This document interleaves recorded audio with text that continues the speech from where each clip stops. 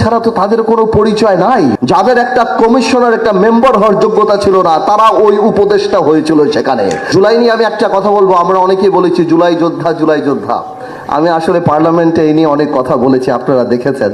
বলে আমি এতটুকু বলি, ওনারাদের তো জুলাই বিক্রি করতে হবে, বিকজ জুলাই ছাড়া আমরা এখানে যারা বসা আমাদের সবার পরিচয় আছে, কিন্তু জুলাই ছাড়া তো তাদের কোনো পরিচয় নাই।